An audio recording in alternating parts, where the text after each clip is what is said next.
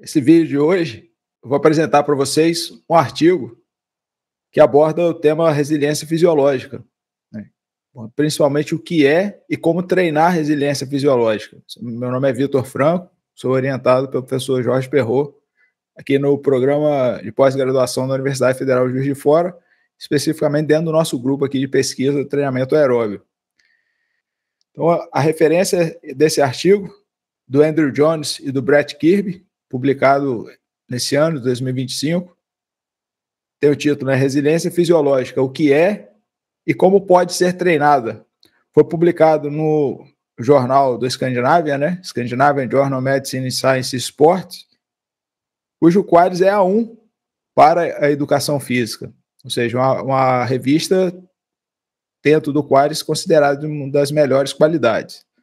O objetivo do artigo não está explícito, mas de alguma forma ele quer apresentar o que o grupo do Andrew Jones entende como resiliência fisiológica. E no começo ele fala um pouco dessa questão da durabilidade, né? Que é um outro grupo, e a gente vai falar um pouco sobre isso. Então, de certa forma, o objetivo do artigo eu colocaria como se fosse para explicar o que é resiliência fisiológica e se ela pode ser treinada. Eu fiz uma pesquisa no PubMed sobre o termo resiliência fisiológica. E lá eu encontrei que, usando esse termo, haveriam 145 resultados. Mas nem todos tratam em relação ao esporte. Como, por exemplo, esse daqui, que é custo de saúde e tal, não está relacionado diretamente ao esporte e à endurance. E no caso, em um outro detalhe, é que tinha um artigo de 1998, mas que eu desconsideraria, porque o que ele aborda aqui é resiliência fisiológica em relação a diabetes mellitus e medicina física, e é um artigo publicado em alemão, esse artigo de 98. Então fui refinar um pouco essa pesquisa e coloquei resiliência fisiológica e endurance, e caiu para 14 resultados. Se a gente exclui esse de 98, que é do diabetes mellitus escritos em alemão, nós teremos 13 resultados. Uma parte deles publicados no ano passado e nesse ano. Começou a ser levantada essa ideia de resiliência fisiológica ali em 2020, 2021. E casa muito com a história com que o Andrew Jones vai escrever esse artigo. Ele começa apresentando no artigo o termo durabilidade e fala que é um conceito que reflete a resistência do atleta à fadiga durante competições longas. E fala que um dos principais grupos que fala sobre isso é o do Maunder, né? Eles usam esse termo durabilidade já nos primeiros artigos em 2021. Mas aqui, quando nós vamos ler qualquer tipo de artigo, nós temos que ter em mente que nas entrelinhas sempre tem uma questão de política, uma questão não de política partidária, mas de política do que é de tomar posse, de conseguir ser, digamos, o dono de um determinado termo. Então, ele vai explicando essa questão da durabilidade, falando que não é um conceito que aborda totalmente o que ele entende como resiliência fisiológica. Mas se a gente for pegar no fundo, nas entrelinhas, são dois grupos brigando pela construção de uma mesma teoria. E aí, né, é o grupo do Jones, que no primeiro artigo ele já apresenta, né, que ele começa a falar em 2020, no ano passado, sobre a quarta dimensão, né, resiliência fisiológica como um fator independente, um determinante independente da performance no exercício de endurance. Aqui, um outro artigo, né, sobre as demandas fisiológicas para correr as 2 horas, a maratona abaixo das 2 horas, 2021, que não é diretamente, digamos, relacionado com resiliência fisiológica, mas já é algo que já se ventilava, né, já começou essa ideia, durabilidade, resiliência fisiológica, e um outro grupo que eles chamam do grupo do Clark, né, que também está aqui, está junto aqui, por exemplo, esse artigo que eu estou apresentando é o Jones e o Kirby, né, o Brett Kirby. Anteriormente, eles já tinham feito outros artigos. Então, ele fala que tem dois grupos, o grupo do Clark, que fala sobre a resiliência fisiológica, e o grupo do Maunder, do Stephen Seiler, vão abordar sobre durabilidade. Esses dois autores, o Andrew Jones e o Kirby, trabalharam, né, o Kirby trabalha na Nike, no laboratório de esporte de pesquisas da Nike. O Andrew Jones é um dos colaboradores, hoje ele é um inglês, trabalha na Universidade de Exeter e que faz as suas colaborações também com a Nike. E no projeto Breaking Two, lá em 1997, eles avaliaram 17 atletas para ver quais desses atletas teriam condições de correr a maratona abaixo das 2 horas. E identificaram que três desses atletas tinham condições fisiológicas de conseguir correr a maratona abaixo das 2 horas. No projeto Breaking Two, isso não aconteceu, né? O Kipchoge correu 2 horas e 25 segundos. Mas a história mostra que, passado 2 anos, em 2019, o Kipchoge, também com apoio da Nike, no projeto Ineos, conseguiu correr, né, os 42 quilômetros com 1 hora e 59 e 40 segundos. É lógico que não é oficial, mas de qualquer maneira ele correu com as próprias pernas durante 42 quilômetros em menos de 2 horas. Pode ter tido todo o apoio aerodinâmico dos coelhos, do carro e tudo mais, não é um tempo oficial, mas ele não teve ajuda de ninguém para correr os 42 quilômetros, né? Ou seja, ninguém carregou, ele correu realmente com as próprias pernas. Então eles estavam certos, né? Que dos três, eles tinham realmente condições. Mas o que acontece lá em 2017 e depois, né, em 2019? Eles entendem que, olha, esses caras, pelo modelo do Joyner, conseguem correr uma maratona abaixo das 2 horas. Mas por que eles não conseguiram? Se também, lá no circuito de Imola, eles pensaram em tudo, teve também o apoio, eles pensaram em tudo e não aconteceu. Pô, matematicamente, pelo modelo do Joyner, que ele também apresenta no artigo e eu vou apresentar, era para os três, teoricamente, conseguirem. E ali, em 2017, eu acredito que plantou uma semente na cabeça deles e falou assim, existe algo a mais que a gente precisa levar em consideração para saber quem vai conseguir quebrar esse recorde das 2 horas ou não.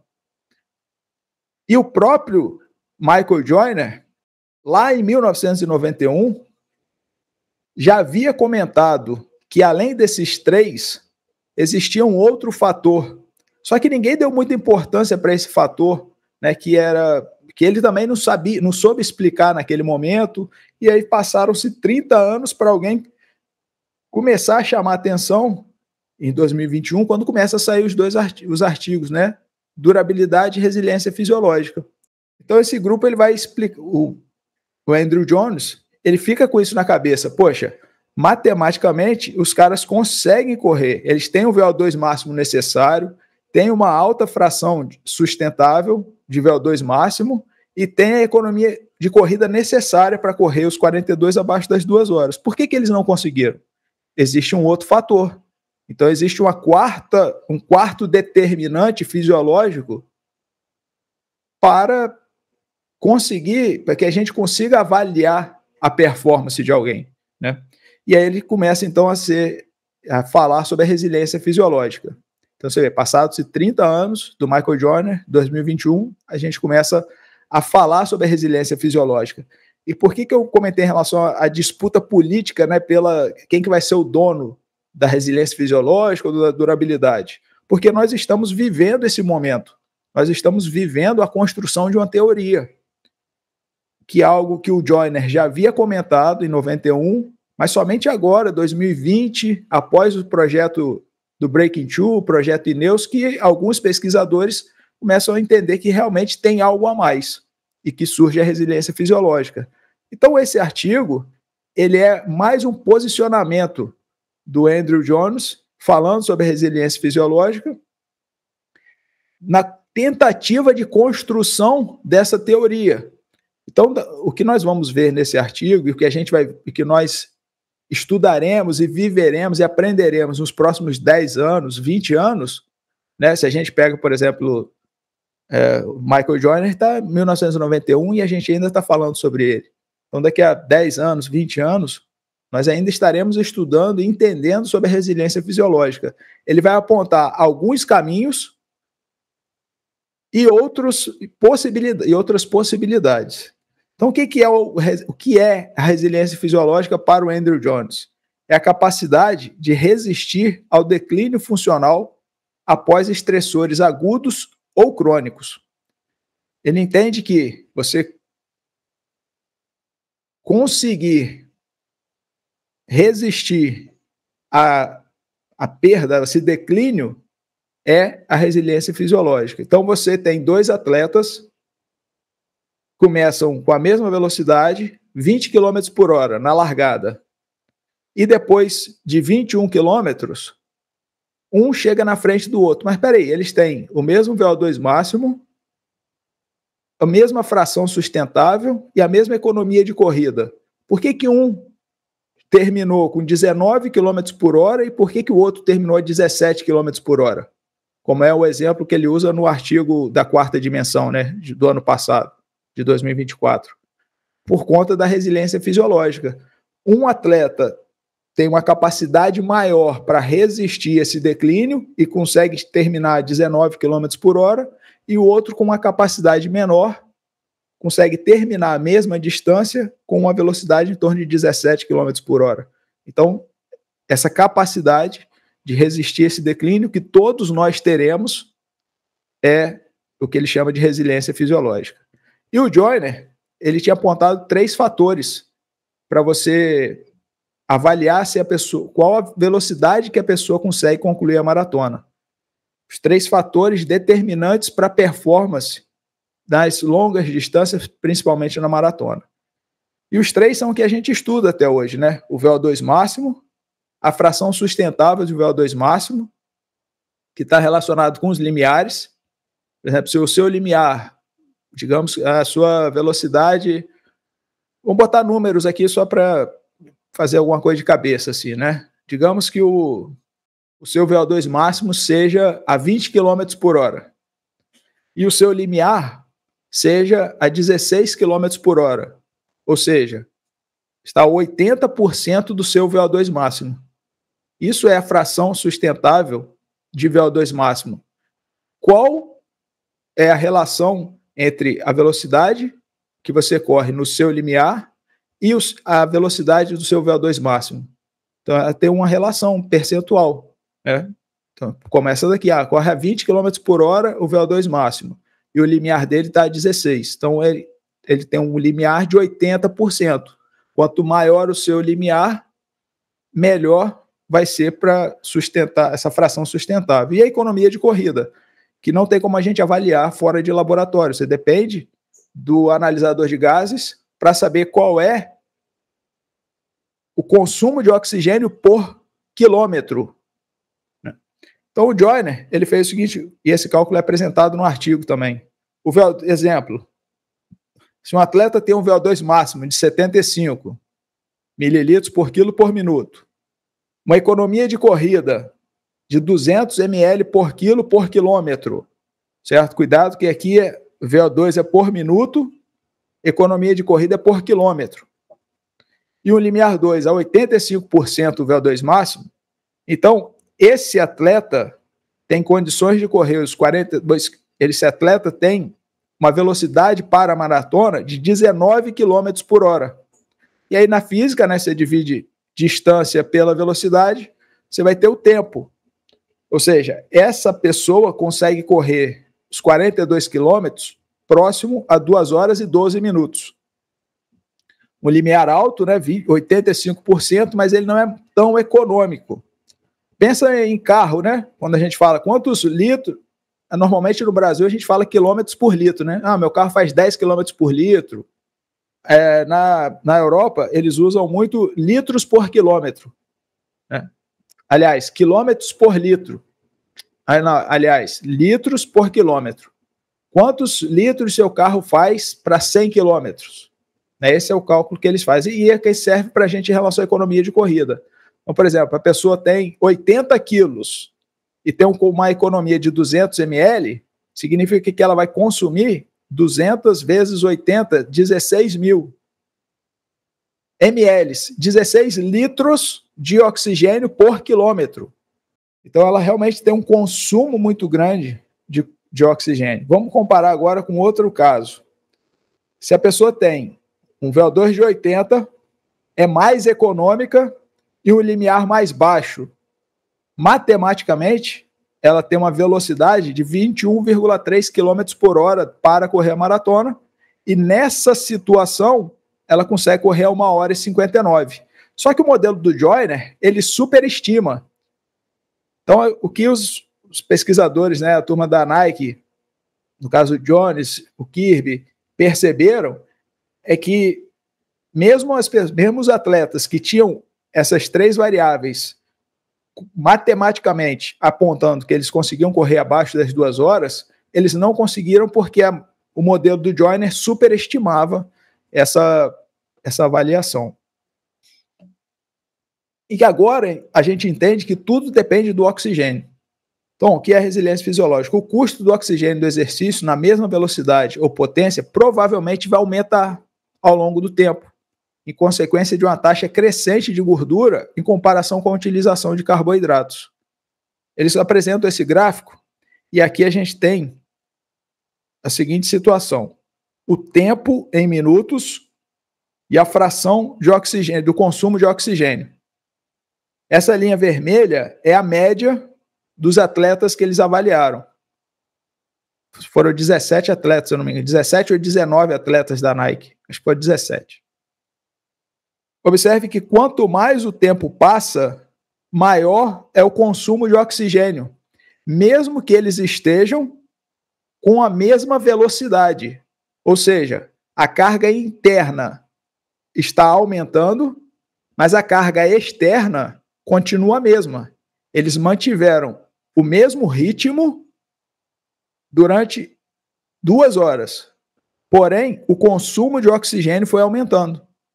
E por que isso vai acontecer? Eles entendem que um dos motivos foi, e aqui avaliando, com o analisador de gases, foi que o consumo de gordura aumentou. E quando você tem maior utilização de gordura, você precisa de mais oxigênio do que o carboidrato. O carboidrato, a gente sabe, bioquímica básica. O carboidrato, para gerar energia, não precisa de tanto oxigênio. Agora, a gordura, sim, precisa de muito oxigênio. Então, quanto mais o tempo passa, menos ele vai depender do carboidrato, ele vai ter menor gasto de carboidrato e maior gasto de gordura. E esse é um dos motivos que faz com que ele tenha esse aumento do consumo de oxigênio. Outros fatores seriam a depressão de glicogênio, o dano às fibras musculares e a fadiga acumulada ao longo do exercício também podem comprometer a eficiência muscular e alterar a biomecânica. Se altera a biomecânica, altera a economia de corrida. No nosso caso, corrida, economia de movimento para o ciclista, para natação. Se modifica a economia de movimento, eu vou precisar de mais esforço para manter a mesma velocidade, o que vai resultar no aumento do custo de energia, de oxigênio, para eu conseguir realizar o mesmo exercício. Então, ou seja, para eu fazer o mesmo esforço, para eu manter a mesma velocidade, eu vou precisar gastar mais oxigênio e exige um maior esforço. Então, o que eles começam a pensar? Vamos fazer o caminho inverso, de cima para baixo. Para eu não aumentar o meu custo de oxigênio, eu não posso... Para eu não aumentar o custo de oxigênio, mantendo a mesma velocidade, eu tenho que manter a minha economia de movimento. Para eu manter minha economia de movimento, eu tenho que fazer o quê? Não ter depressão de glicogênio, a minha musculatura tem que ser forte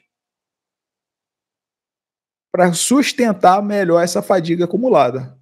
Então, tudo que eles vão apresentar como possibilidades para melhorar a resiliência fisiológica vai ser baseado nisso, em relação à não depressão de glicogênio e fortalecimento das fibras musculares. Além de outras situações, como a questão da temperatura interna. Então, variáveis fisiológicas sensíveis ao fornecimento de oxigênio, como o VO2 máximo e os limiares de lactato, também podem apresentar declínio ao longo do tempo, durante o exercício de endurance, à medida que o volume sanguíneo diminui devido à perda por suor, ok, né, beleza, temperatura aumenta, você vai produzir mais suor, vai diminuir o volume sanguíneo, vai ter menos água no seu interior, digamos assim, e a maior competição pelo fluxo sanguíneo entre o músculo esquelético, que precisa de oxigênio e está fazendo exercício, e a pele, porque o fluxo sanguíneo ele vai ter que se dividir.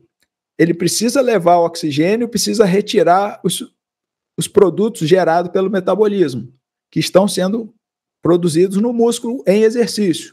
Ao mesmo tempo, tem que ter fluxo sanguíneo na pele para você conseguir perder esse calor, já que a temperatura central está elevada. 75% da nossa energia é transformada em calor. 25% da nossa energia que é transformada em movimento.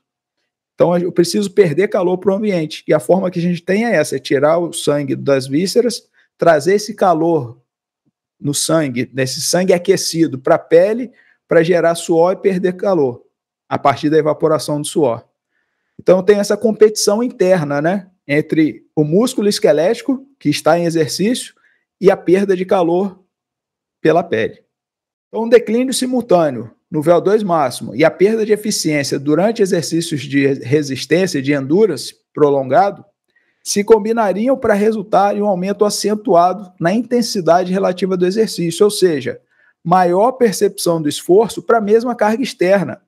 Para eu conseguir manter essa intensidade relativa do exercício, eu vou ter que ter para eu manter a mesma velocidade, né, mesma carga externa, eu vou ter uma percepção de esforço muito maior por conta desses declínios que acontecem.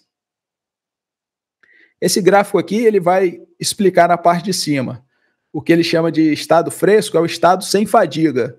Os 3 fatores do Joyner, VO2, fração sustentável e eficiência do exercício, o custo de oxigênio do exercício, influenciados pela resiliência fisiológica, vão sofrer alguma modificação com o passar do tempo. E aqui embaixo ele apresenta, né, o que pode modular a resiliência fisiológica.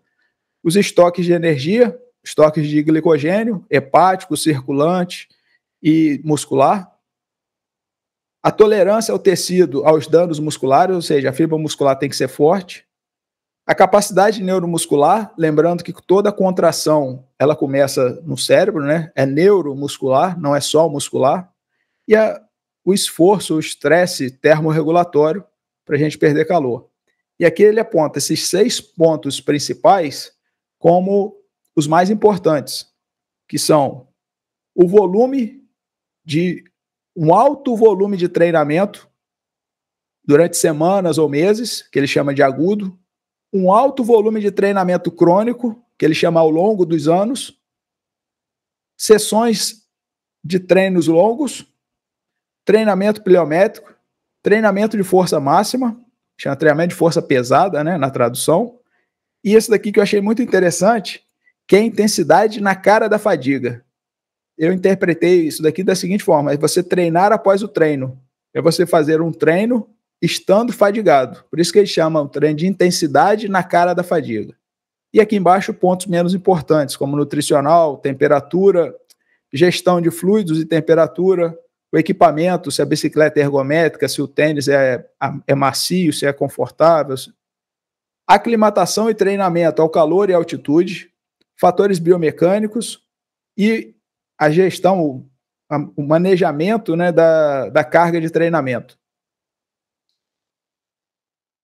E aí a gente vê que a resiliência surge como uma variável independente que pode impactar o desempenho em exercícios de endurance, não de resistência, exercícios de endurance, e cria um desafio para os cientistas esportivos, pois a resiliência não é um construto historicamente medido e não existem protocolos prontos para uso que permitam sua avaliação de forma válida. No entanto, parece provável que avaliar atletas em condições de fadiga e sem fadiga, que é o que ele chama de fresh state, aqui nessa figura, né? É um de fadiga e outro sem fadiga, possa agregar valor ao diagnóstico e prognóstico dos atletas. O que é medido? O que é medido também pode depender da resiliência ser definida em termos de desempenho ou fisiológicos. Ou seja, eu medir dentro de um laboratório, pode ser que a resiliência seja de uma forma. Eu medir na pista o desempenho da pessoa, pode ser que seja uma outra forma de medir a resiliência. E se for fisiológico, qual variável é de principal interesse? É a economia de corrida? É o VO2? É o limiar? Pode ser que testes de campo ou dados de treinamento se prestem melhor avaliação da resiliência do que testes laboratoriais, especialmente devido ao advento, né, dos dispositivos vestíveis cada vez mais sofisticados. Relógios, pulseiras, anéis, óculos, todos esses detalhes. E aí agora ele vai falar sobre a segunda parte do artigo, que é como treinar a resiliência fisiológica. Mas ali naquela figura ele já deu um resumo bem interessante, né? Então, dada a potencial importância da resiliência para o desempenho em exercícios de endurance, atletas, treinadores e cientistas esportivos estarão interessados em intervenções, inclusive treinamentos que possam aprimorá-las. No momento, porém, as evidências são limitadas. Isso a gente vai ver muito, isso a gente vai ler muito nos artigos em relação à resiliência fisiológica. No momento, as evidências são limitadas quanto aos programas de treinamento ou sessões de treinamento específicas que podem estimular adaptações fisiológicas que melhoram a resiliência e, portanto, é necessário tirar inferências dos programas de treinamento de atletas que demonstram resiliência e confiar até certo ponto em anedotas e conjecturas, ou seja, eles podem criar hipóteses. Já que a gente não tem evidências, vamos criar algumas hipóteses para testá-las, para ver se realmente faz sentido. E vamos usar alguns atletas que têm resiliência para que a gente possa entender como que funciona na vida deles. Esse, para mim, é um detalhe que a gente tem que ter cuidado, porque agora eles vão falar sobre os atletas de elite, os atletas africanos, da África Oriental, né? Então, por exemplo, ele pergunta, será que a resiliência fisiológica é inata ou ela pode ser treinada? Nem isso a gente sabe. Ele apresenta vários questionamentos a respeito da resiliência fisiológica para a gente entender realmente o que é. Por isso que eu falei no começo, estamos vivendo, dentro da fisiologia do exercício, uma construção de uma teoria, e nós vamos acompanhar essa construção pelos próximos anos, né? Há pelo menos alguma evidência de que o treinamento de endurance em geral pode aumentar a resiliência. Teve um artigo que eles avaliaram da seguinte forma, pegaram corredores treinados e compararam com adultos ativos. Os treinados com VO2 de 64, adultos ativos com 50 ml por quilo por minuto. Qual que foi o resultado? Os treinados apresentaram menor aumento do custo de oxigênio e menor redução no VO2 máximo durante uma corrida de 1 hora a 70% do VO2 máximo. Então, a gente já vai vendo assim, alguns detalhes em relação a essa questão da resiliência, comparando, como esse artigo fez. Aí um detalhe, né, como ele fala, eles vão usar também artigos que não são diretamente sobre a resiliência fisiológica, mas que, de alguma forma, podem nos ajudar a entender melhor sobre a resiliência fisiológica. Ciclistas mais velhos e mais experientes apresentaram maior resiliência do que ciclistas mais jovens. Por isso que ele fala que o treinamento a longo prazo é muito importante para a resiliência. Na corrida, os ex-recordistas mundiais Eliud Kipchoge e Paula Radcliffe demonstraram resiliência excepcional, dominando a maratona por vários anos, frequentemente correndo parciais negativas em suas provas mais rápidas. Ambos os atletas se voltaram para a maratona após 10 a 15 anos de treinamento para atletismo, cross-country ou eventos de corrida mais curtos. e que eles já eram rápidos nas velocidades mais curtas, né? Então, tudo isso faz com que eles sugiram que o treinamento de resistência consistente, ininterrupto e crônico possa ser um denominador comum em atletas com resiliência superior. No entanto, né, a literatura disponível e a experiência pessoal dos autores desse artigo indicam que o treinamento dos melhores corredores de longa distância na África Oriental possui diversas características, cada uma das quais pode contribuir para o desenvolvimento da resiliência, especialmente o alto volume semanal, o que não se aplica nos atletas recreacionais, mas como eu falei aqui, eles precisam, como eles escreveram também, eles precisam ter uma base para saber onde que eles estão pisando.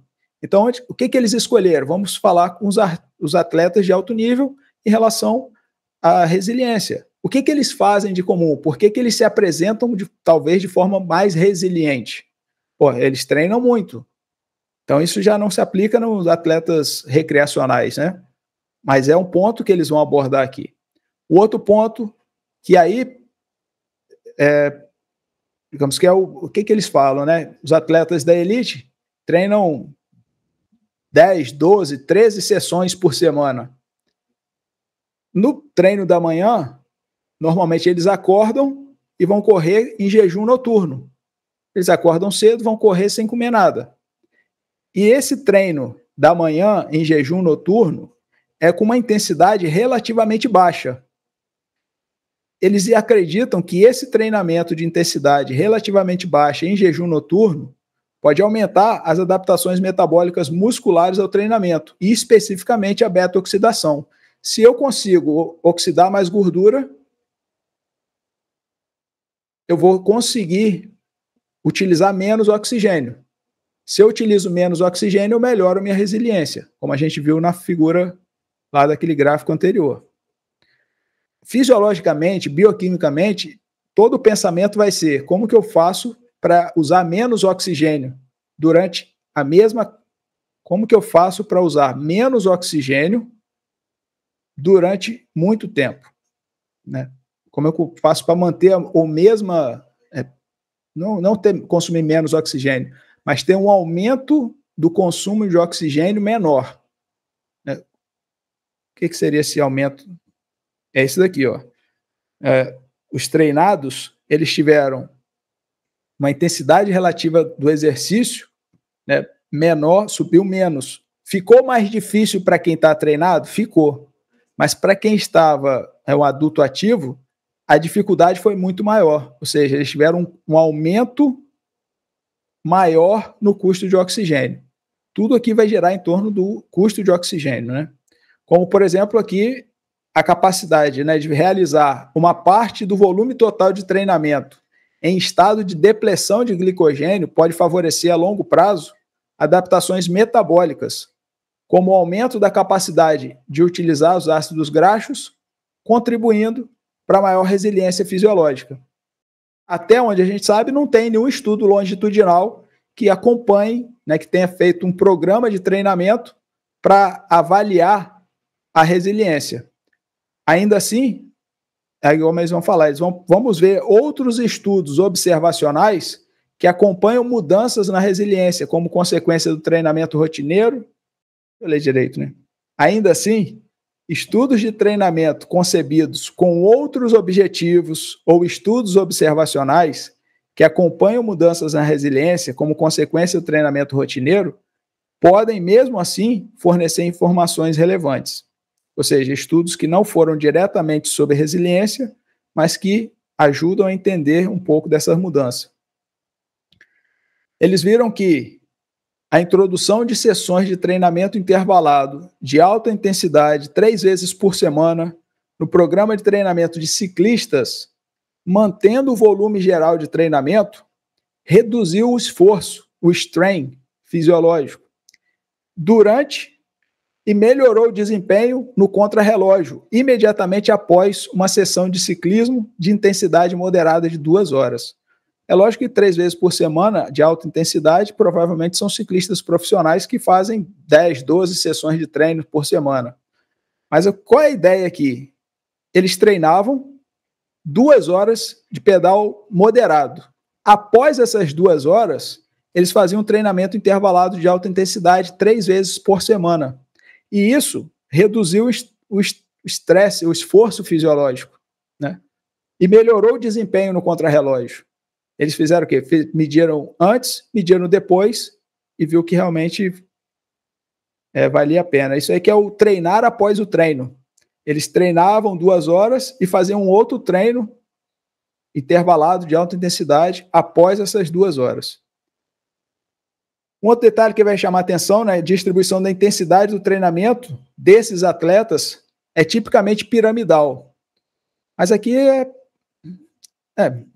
isso demonstra a importância da especificidade do treinamento, com uma proporção razoável de treinamento sendo feita no ritmo da corrida-alvo e com alguns sendo feito em um ritmo mais rápido do que o ritmo da corrida-alvo, como é o piramidal. Da mesma forma que ter uma boa economia de corrida no ritmo de corrida é mais importante para o desempenho do que ter uma boa economia de corrida em outras velocidades, pode-se sugerir que desenvolver resiliência no ritmo de corrida pode exigir um treinamento regular no ritmo de corrida. Sessões de exemplo incluem as corridas no limiar e os ritmados, né? Como, por exemplo, o Kipchoge fazer 15 tiros de 1.000 metros com regularidade, os hits longos, né? Ele coloca que para melhorar essa parte da economia de corrida e correr no ritmo da corrida, seriam bons exemplos o treino no limiar, o ritmado e os intervalados longos, né? Sessões longas, né? O longão também ajuda na resiliência. Treinamento de força também melhora a economia de corrida em um estado sem fadiga. E da mesma forma, sugestões de que tal treinamento pode proteger a economia de corrida da deterioração durante exercícios de endurance prolongados ou melhorar o desempenho em um estado de fadiga. Também melhora a resiliência, você treinar após o treino. Quanto mais forte, melhor possivelmente será a resiliência dessa pessoa. Então, tudo isso faz com que eles indiquem que o treinamento de força, especificamente o treinamento de força máxima, treinamento de força pesada, e talvez o treino pliométrico, aumentem a resiliência fisiológica e o desempenho de endurance. E aí eles vão falar, bem, mas na África Oriental, Etiópia, Uganda, Quênia, eles não treinam tanto a força máxima. E aí, professor Jorge, eu queria jogar para o senhor, para o Francisco, né, que ficaram lá, que viveram 1 mês lá no Quênia, se realmente eles não fazem um treinamento de força estruturado, porque nessa parte do artigo eles vão falar isso, olha, é complicado você pedir para um atleta queniano fazer um treinamento de força máxima, sendo que o treino dele hoje já funciona, ele já tem resultado. E que quando adicionar, né, mais treino a qualquer programa, vai reduzir o tempo de um atleta pode gastar na sua recuperação e corre o risco de se esforçar demais. Então eles alegam assim, poxa, seria bom se a gente conseguisse mudar isso no treinamento dos atletas da África Oriental, que eles tivessem mais treinos de força máxima para depois transformar isso em potência. E aí, para fechar o artigo, eles apresentam essa perspectiva, né, que a resiliência fisiológica é um conceito emergente que reconhece os 3 principais pilares fisiológicos que sustentam o desempenho em exercícios de endurance, conforme detalhado no chamado modelo de Joyner. E eles estão sujeitos à deterioração ao longo do tempo, à medida que a fadiga se desenvolve durante exercícios prolongados. A extensão dessa deterioração parece ser altamente individual e ainda não está claramente relacionada a nenhuma outra variável fisiológica conhecida, implicando a resiliência como um determinante fisiológico independente do desempenho em exercícios de endurance. Os mecanismos responsáveis pela resiliência não são claros. As maneiras práticas de avaliá-la ainda precisam ser desenvolvidas e as intervenções para melhorá-las ainda são incertas. Aqui ele vai falar o que a gente sabe, então.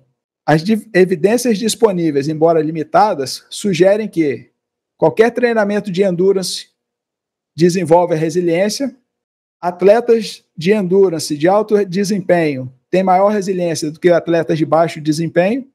Ela está relacionada com atletas mais velhos ou mais experientes e que talvez naqueles com maiores volumes de treinamento e que especificamente incluam sessões de treinamento individuais prolongadas em seu treinamento. Isso é o que eles apontam em relação à resiliência fisiológica. Muito obrigado pela presença de vocês e fico aqui aberto para as perguntas. Professor, eu queria começar fazendo essa pergunta sobre o treinamento de força, né? O que vocês viram lá nesse um mês, quando vocês ficaram lá no Quênia? Tem sala de musculação para eles? Ou eles fazem só subida, só rampa? Não vimos nada, eles não treinaram força, não. Em um mês não era só corrida. Teve um dia lá que o Francisco estava com as dores, aí eu pensei em fazer musculação. Aí o cara custou achar uma salinha lá bem ruim, e tinha um carinha só lá e a gente não pôde usar a sala também, não. Então, não tem treino, não. Eu já vi uma entrevista do Renato Canova que ele fala que o treinamento de força é muito importante, mas queniano precisa não. Já tem força, já são fortes. Então, essa ideia de incluir treinamento de força, né? Não sei. Sendo que o grupo que a gente estava lá era um grupo pobre, né? Não sei esses grupos muito bons, né? Você sabe alguma coisa, Chiquinho? Não faz, não. Não é da tradição deles treinar força. Desse jeito que a gente treina aqui, né?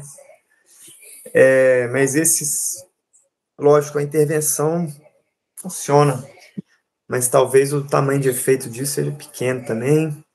E tem uns estudos, né, que mostram que esse treinamento de força de alta resistência, né, heavy intensity, ele tem um efeito importante na rigidez dos tendões. Isso eu faço. Mas daí tem os estudos que mostram que uma das características que os quenianos têm de diferente dos europeus é justamente a rigidez dos tendões. Então, talvez eles tenham um efeito já natural disso. Então, talvez eles já tenham esse benefício do treinamento de força sem treinar força. Mas, lógico, talvez, se eles fizessem, pode melhorar um pouco também, né? Por isso que eles são uma espécie, um povo corredor, né? Porque eles já têm tudo. O que eu notei também, eles não fazem nada. Eu achava assim, que é porque não sabem, né? Aí o grupo que a gente estava lá sabe tudo, todos os exercícios. Já veio, era o grupo do Luiz que morreu. Do Luasa. Então, eles conhecem tudo do Brasil, conhecem os exercícios e não fazem. Então, eu acho que é porque eles veem assim, fazer isso aí, nada é a mesma coisa. Mas o que foi interessante que o Andrew Jones escreveu, que é uma característica do treino de muitos campeões, é que se uma coisa tem um efeito pequeno ou incerto, a coisa certa a se fazer é não fazer. Não é, vamos fazer que vai ver que dá certo. Falou, não, você está gastando seu tempo. Você está dormindo agora. Comendo mais, descansando mais, que amanhã tem que correr, tem 20 quilômetros. Fala, por que você não faz o exercício tal? Que pode ser que tenha um ganho. Falou, não, se pode ser, já não tem. Então já vai para casa. Então o cara vai correr, dormir, comer, acordar, comer de novo, correr e dormir de novo, comer. Só faz isso. Porque isso funciona. Acho que é por isso que eles não fazem muita coisa assim, esses complementares, né? Porque deve ser que fizeram, viram que não tem ganho nenhum e tal, mas eles conheciam lá, a gente conversava muito, eles sabiam tudo, vários exercícios, várias coisas, mas não fazia, não. O que a gente Flexibilidade também, não. Nada. Educativo também, não. Tudo que a gente acredita, né? É fortalecimento para evitar lesão, não faz. Educativo, não faz nada, né? Isso aí são dados ainda não publicados, né? Que a gente tem já no nosso grupo e que vai sair um artigo desse, se tudo certo, brevemente. A gente está estudando, né? Eu e a Camille estamos estudando durabilidade. No mestrado a gente está desenvolvendo justamente um teste sem ser desse modelo de teste que ele apresentou, né? Do estado fresco, depois do estado fadigado, a gente está tentando desenvolver outra coisa. E a partir das nossas análises todas, eu também fiz um histórico de treinamento dos caras. Então, eu peguei todas as características de treinamento deles, volume em cada zona, frequência, tipo de treino, um montão de variável. As variáveis de desempenho que eles têm, né, velocidade crítica, velocidade máxima aeróbia, idade, características antropométricas, tudo, para ver o que tem relação com a maior durabilidade ou a maior resiliência fisiológica. Poucas coisas têm. O que teve, as análises não estão feitas ainda 100%, eu tenho que refazer algumas, tenho que organizar mais o banco de dados, mas o que teve foi idade e volume de treino na zona 2. Zona 1 e zona 3 não deu. O total dá também, mas o volume de treino na zona 2, que ele é específico do teste que a gente está fazendo. Então, esse entre limiares, idade e esse volume de treino na zona 2, e só. Só isso que deu. Então, essa durabilidade ou a resiliência fisiológica, no nosso grupo, ela é independente do desempenho. Do desempenho não, né? Da potência aeróbia. Ou da velocidade crítica do cara, da velocidade que ele faz as provas. Então, o cara corre 10.000 para 35. O outro corre 10.000 para 45. Quem tem melhor durabilidade? Não sei. Baseado nessa informação, não sei. Agora, que ele pode subir na esteira, fazer o teste nosso lá, um fazer um teste muito bom e outro fazer um teste muito ruim, como já aconteceu várias vezes. Se ele treinar mais quilômetros por semana, a tendência é que o teste dele seja mais longo. Ou se ele for mais velho, a tendência é que o teste dele seja mais longo também. E isso é um bom senso, né? Igual todas essas informações que o Andrew Jones coloca no artigo, poucas têm estudo, né? Ele não tem um estudo longitudinal, um ensaio controlado, randomizado de fato sobre como se treina e tudo. Ele usa um bom senso, a idade, treino volume e tal, e realmente parece que é por esse caminho mesmo, né? Então a gente também colocou a frequência de treino, também não deu, IMC, percentual de gordura, nada deu. O que deu é idade e volume zona 2. Francisco, e como... Aí eu fiquei curioso também pelo seguinte, qual foi o teste? Então, é um teste novo. Então, o que acontece? Você apresentou muito bem como que acontece a medição da resiliência fisiológica hoje, né? Lógico que existe uma diferença de metodologia entre estudos de ciclismo e estudo de corrida. O que a gente estuda é corrida, então a gente queria desenvolver um teste que funcionasse para corrida. Talvez um outro teste para ciclismo já seja diferente, seja suficiente. Mas o que acontece? Durante a corrida, vamos supor, durante uma maratona, você vai aumentando o seu custo, né? A sua economia vai piorando, seu VO2 vai subindo, a sua frequência cardíaca vai subindo, tudo vai subindo. E a sua velocidade crítica diminui com a duração. Então, se a sua velocidade crítica era 20 km por hora, no seu estado descansado, daqui a não sei quantos quilômetros ela vai cair para 19. E você tem a sua velocidade de prova, que só pode ser uma fração da sua velocidade crítica. Então, a sua velocidade crítica é 20 e eu vou correr para 19. Então, eu saio para correr 19, estou bem, vou aguentar 42 km. Chega um determinado momento que a sua velocidade crítica começa a diminuir. Quando ela chega no 19, a sua única opção é diminuir o ritmo. Se você estiver na rua, se você estiver na maratona. Se você estiver fazendo um teste na esteira de carga constante, quando a crítica chega na sua velocidade de prova, a única coisa que você pode fazer é apertar o botão vermelho e parar. Você não tem como diminuir a velocidade.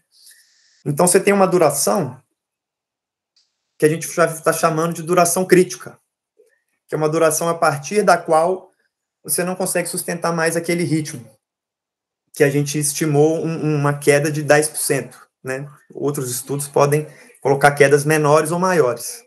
Então, a gente colocou, quando você tem uma deterioração de 10%, que a gente já chamou isso, é uma perda importante, essa vai ser a sua duração crítica. E ela se mostrou uma variável muito boa, exatamente porque ela varia bastante entre as pessoas. Então, a gente faz esse teste, o nosso teste mais longo deu 1h40 e o nosso mais curto, acho que deu 38 minutos. Com atletas que têm a mesma velocidade crítica. Foi interessante. Então, a velocidade crítica dos dois era em torno de 16 km por hora. Um durou 38, o outro durou 1h40. Então, a gente tem um teste que realmente mede o que a gente está querendo medir. E junto com isso, que é uma crítica nossa também a esses testes, é que eles são muito longos. E eles demandam muita energia. Você que é treinador e os outros colegas aqui também que trabalham com corrida sabem que você não vai parar um treino, você fala, beleza, vamos fazer um teste de duração máxima na esteira, uma velocidade alta. Não tem como, esse teste é muito duro. Então, a partir dos dados que a gente tem de frequência cardíaca, que a gente encontrou que o aumento deles é linear, igual aquele gráfico que você mostrou no estudo lá do consumo de oxigênio, você vê que o consumo vai aumentando de maneira linear, só que a frequência cardíaca bate no máximo, né? Então, a gente consegue estimar onde que ela vai bater, porque a maioria das pessoas no nosso teste pararam com 94% da frequência cardíaca máxima, com a variação bem pequena, 94 mais ou menos 2, se eu não me engano. Então, a gente sabe, quando o cara começa, eu sei com qual frequência cardíaca ele vai parar. O que me resta saber agora é a inclinação, que ela vai subir. O cara que vai durar mais, ou seja, esse cara que durou 1h40, a frequência cardíaca dele sobe devagarzinho. O cara que dura 38 minutos, a frequência dele sobe rapidinho. Então, a partir desses dados de inclinação e dessa estimativa que a gente faz do máximo, a gente consegue fazer um teste mais curto, de 30 minutos, que a gente extrai essa taxa de aumento, né, da frequência cardíaca e estima o quanto que ele duraria. Então, você faz um teste de meia hora e consegue falar, desse jeito aqui você duraria mais 50 minutos, ou mais 60 minutos, ou mais 70 minutos. E bate com o teste real. Tem um viés muito baixo. Então, esses dois testes a gente acredita que pode ser usados de maneira intercambiável. Então, a gente está desenvolvendo um teste de meia hora, submáximo, que você vai conseguir ter a sua durabilidade, a sua resiliência fisiológica. Brevemente, numa revista aí. O que é brevemente? Que um mês? Não, tem que para ser publicado? Não, para defender o mestrado. Defender o mestrado, esse documento de defesa de mestrado não significa nada. Precisa saber de explicação. Muito bom, Francisco, muito bom. A respeito da utilização de gordura, ficou interessante, porque lá no início falou que é ruim, né? Porque a gordura precisa mais de oxigênio para ser oxidada, né? Aí lá no final falou que melhora o metabolismo de gordura e que é bom. Melhora em quê o metabolismo de gordura? Se não tivesse gordura, depender só de carboidrato, ia cair tanto que é melhor, o prejuízo é menor se passar para a gordura, né? Não sei. Eu fiquei com isso na cabeça. Porque eu também falava que melhorar metabolismo de gordura é bom. Mas lá atrás, no início, falou que era ruim, né? Que aumentava por causa da beta-oxidação e tudo. Você mesmo falou bastante disso, que era ruim usar gordura, né? Então, teria que manter os depósitos de glicogênio. É que tem um custo maior em utilizar a gordura, né? Que a ideia é não utilizar a gordura, não ter esse aumento da utilização da gordura, né? Que ela é mais custosa, ela é mais cara, né? Digamos assim, se fosse o combustível de carro, seria o carboidrato, seria o etanol, que é mais barato. Não estou falando nem da potência, não, estou falando só do preço, né? E a gasolina é mais cara, como se fosse a gordura, né? Então são preços diferentes para gerar, não é o mesmo no caso do carro, né? Mas no nosso caso é como se fosse mais ou menos isso. Você ter um custo maior de oxigênio na utilização da gordura, né? E é bom ou ruim? O cara acha que é bom. É interessante isso aí, né? A pessoa que metaboliza bem gordura, ela poupa carboidrato, né? Gasta um pouquinho mais de oxigênio, mas salva carboidrato. Essa bom. Informação que ele traz no texto, eu discordo. Eu achei concorrente. Eu discordo, que eu acho que isso não é o que muda. O que aconteceu? A gente não tem nenhum nutricionista no grupo, né? Mas uma das maiores revoluções nos esportes de endurance nos últimos, talvez, 15, 20 anos, seja realmente o consumo de carboidratos durante a prova, ou durante as provas, né? Então, o professor Jorge gosta de contar uma história antiga de quando ele era lá de São Paulo, que veio um cara da Gatorade que falou que pode tomar 1 miligrama de carboidrato. Ele repete essa história até hoje, só que ele ficou atrasado. Só que 6%. Isso, hoje em dia os caras estão tomando quase Pode olhar, a Gatorade gramas. lá é 6% de carboidrato. Isso, daí você vai para qualquer prova do mundo, os caras estão tomando mais de 100 gramas de carboidrato por hora. Coisa que 10 anos atrás ninguém fazia. O cara da Gatorade falou que durante o exercício a nossa taxa de esvaziamento gástrico cai muito, a nossa capacidade de digestão cai muito, e que eles testaram várias concentrações de carboidrato com água lá e parou no 6%. Isso. De duas, uma. Ou os caras estavam errados, ou o estômago humano mudou nos últimos 10 anos. Os caras estão tomando mais do que o dobro da recomendação de 20 anos atrás. E isso, de acordo com o gráfico que você mostrou, melhora a utilização de carboidrato durante a prova. Então, e dura mais. E aí o cara vai correr mais. Hoje os caras comem muito e bebem muito, né? Mas eu tenho uma história mais antiga ainda do que a da Gatorade. Quando eu fazia educação física, quando eu comecei, não podia nem conversar, nem beber água. Não é? Você lembra? Você lembra disso, Gito? Não é da minha época não, professor.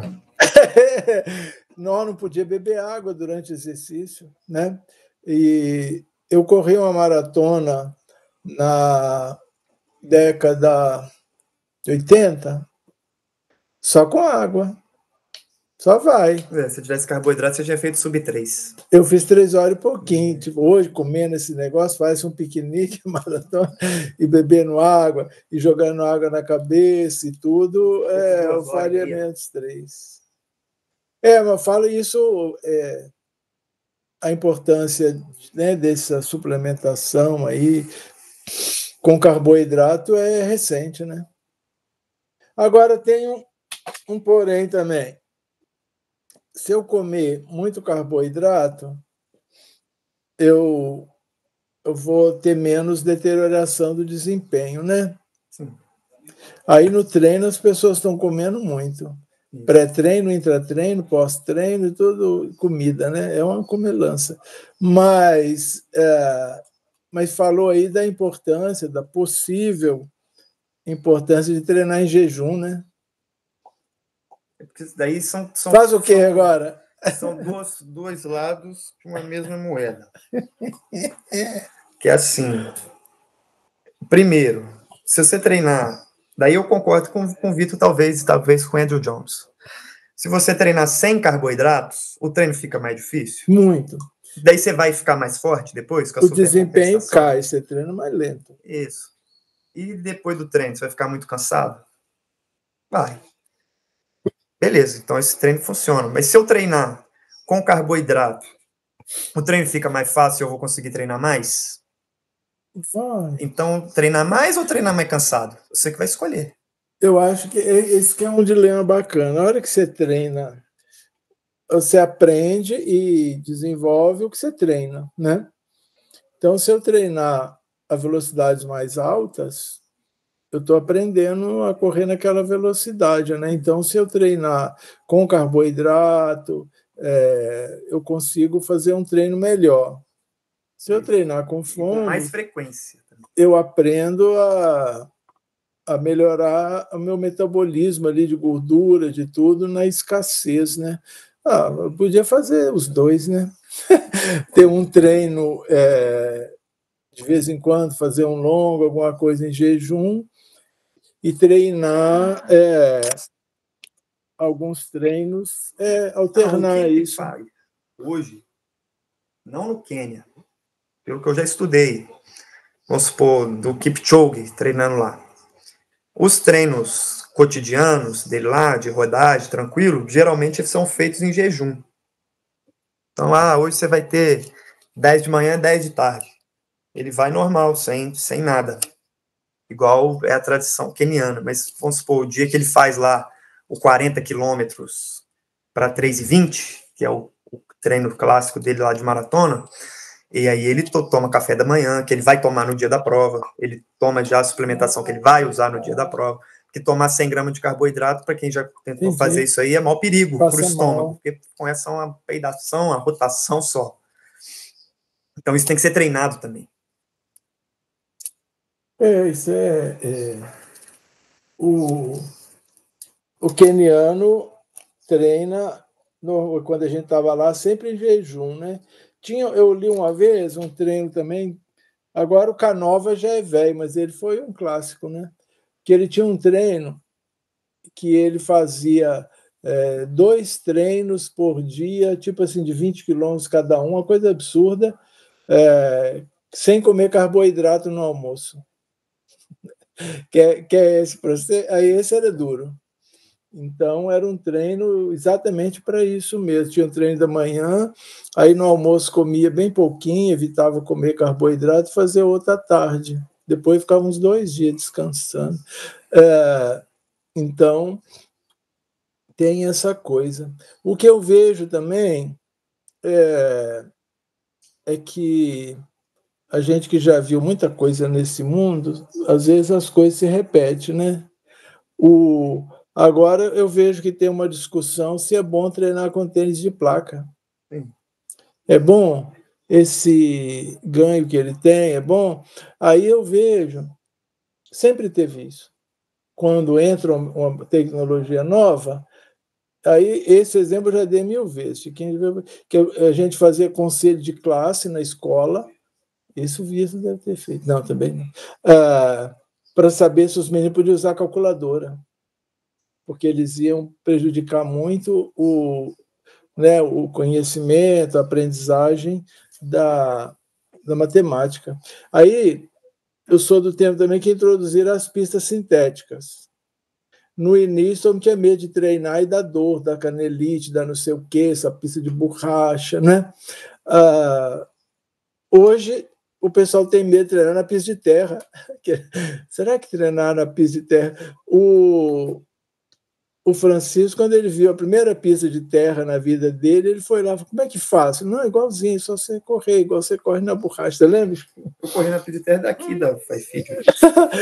Pois é, mas depois que você foi na Uzipa, um dia que você falou: que é essa pista? Coisa estranha. E então, todas essas novidades, a gente resiste, né? E não é pessoa da universidade, tudo, quer estudar se eu posso treinar com tênis de placa, se isso não vai. Porque aí é a mesma história também. Se eu tomar, olha só, então, eu treino sem placa, na pista, na estrada de terra, com terra meio solta, com subida e jejum. E no sol de meio-dia. É bom para fortalecer. Por outro lado, e se eu treinar na pista de borracha, tomando carboidrato a cada 10 minutos, com tênis de placa, bebendo água, jogando água na nuca e tudo, é ruim ou é bom? Não, sobre o tênis de placa, na palestra que eu fui do Andrew Jones, ele foi um dos grandes defensores do tênis de placa. Também, lógico, ele tem um contrato com a Nike. Tu tem que pensar nisso. Ele não tinha na época que eu fui, o contrato já tinha acabado, mas agora ele está com um novo. Mas queria reformar o contrato, ele né? Conseguiu um novo, de fato, né? Mas ele falou que lógico, ele estava lá na linha de desenvolvimento do tênis também, né? Ele falou que o tênis possivelmente melhora a resiliência, exatamente por fatores biomecânicos ali, da resposta que o tênis dá. Então, talvez você teria essa queda, né, de desempenho mais tarde, e quem já correu com tênis de placa, já correu maratona, sabe que talvez você realmente sente isso. E a outra que ele falou que os quenianos lá treinam com tênis de placa. Então, se você vê lá as fotos dos Kipchoge, de todos os caras treinam tênis de placa direto. E uma das coisas que ele falou é que, ao contrário, né, do que os fisioterapeutas de Instagram gostam de falar... Tem fisioterapeuta na sala. Então, mas a Lívia não sei se é contra tênis de placa ou não. Ela é uma estrela da via, ela não é de... Vou ficar falando, não, porque tênis de placa está destruindo sua vida. Você é maluco, quem treina com isso é maluco. O cara falou que treina exatamente porque eles sentiam que melhora a recuperação depois do treino.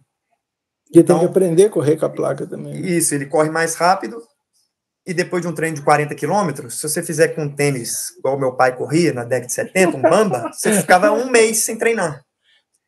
Agora, com tênis de placa, de tarde, o cara já faz outro, que a perna dele está menos desgastada, talvez por causa disso, né? Da altura de entressola, do tênis ser bem macio e tal. Esses resultados, esses dados não são exatamente publicados, né? Não são exatamente evidência, mas são relatos de quem usa o negócio lá e dá certo. Eu acho que eu sugeriria treinar as duas maneiras, de vez em quando fazer um treino em jejum, né? Final de semana, longão, para fazer em jejum. Eu já treinei muito em jejum, eu inventei isso há muito tempo, eu achava que era bom de treinar em jejum. Não, está quase na hora de ir embora. Aqui, a última gracinha dessas novidades, né, de comer mais, comer menos e tudo. Quando a gente treinava, tinha um senhor lá no Atlético, o Leiteiro. Ele era um ex-corredor que corria entregando leite, e aí viram que ele corria bem. Quer dizer, na década de 70, ele era um veterano de 60 e tantos anos, ele correu em 1930, né? O Leiteiro. Aí ele pegou a nossa sapatilha lá da época e falou que com aquilo lá é fácil. Ele, se fosse com aquilo, ele corria muito mais, não sei o quê. Pô, mas sapatilha... Isso é uma sapatilha antiga, né? A gente ficou muito ofendido, assim, da gente estar pegando essa moleza de ter uma sapatilha mais leve, né? Então, muita coisa a gente, quando começa, né? A gente acha estranho. Há pouco tempo, ficar comendo muito no treino era estranho, né? Hoje já é recomendado, né? Então, acho que é para isso que tem que ter estudo mesmo, mas porque o pensamento científico ele é sem preconceito, vamos dizer assim, né? Ele precisa de evidências controladas para chegar a alguma conclusão, né? Porque sempre os antigos são contra, os mais novos, quando chega um negócio, muito favoráveis. E outra coisa também, que nesses muitos anos, muita coisa que eu vi que apareceu e sumiu, isso você também já viu, não já, Vitor? Surge um negócio, aí aquilo é um negócio. Aí, com o tempo, aquilo vai filtrando e as coisas boas que vão permanecendo, né? Se a gente pensar, professor, no treinamento de força, que eu estudei muito ali na década 2000, 2010, né? Quando eu estava trabalhando mais direto, poxa, a gente no ano de 2000 fazia 50 repetições de abdominal, né? Pensava sempre na RML, né? Resistência muscular localizada, vai ser melhor. Então, hoje já sabe. Eu já fiz série de não sei quantas séries de 20 agachamentos para poder, porque corrida é resistência, né? Mas é interessante esse negócio. Mas então, como nós estamos falando, porque essa ideia da resiliência, da durabilidade, é um tema muito bacana mesmo para trabalhar com pesquisa e para ir testando o que melhora, né? A hora que eu estava falando do jejum de manhã, eu acho que treinar 2 períodos também envolve um pouco disso, né? Porque eu não sei quanto tempo gasta para repor todo o glicogênio, tudo, é mais de um dia, né? quando faz um treinamento mais longo, que é uma depressão grande de glicogênio e tudo, a hora que você treina 2 períodos, o segundo treino também já não tem a mesma reserva, né? Então, treinar 2 períodos deve ser bom também. Porque a gente fica perguntando, por que treina 2 períodos, né? Por exemplo, a menina tem que correr 12 quilômetros. Aí eu falei para ela correr 2 vezes 6. Bacana, ficou bonitinho. Agora, que diferença que tem, né? Eu acho que, por exemplo, quando corre 2 vezes, você corre melhor, mais rápido. Às vezes a pessoa não tem condição de fazer um grande volume, você vai pedir para correr 10, 12 quilômetros, fica se arrastando. Aí você pede 2 de 6, corre com mais fluência, né? Mas agora eu estava pensando também que o segundo treino é com menos glicogênio que o primeiro. Pode ser bom também. Quer falar mais, Kim? Não, pô, já. Porque se deixar aqui, eu falo até às 4, 5 horas da tarde. Não, beleza, muito bom.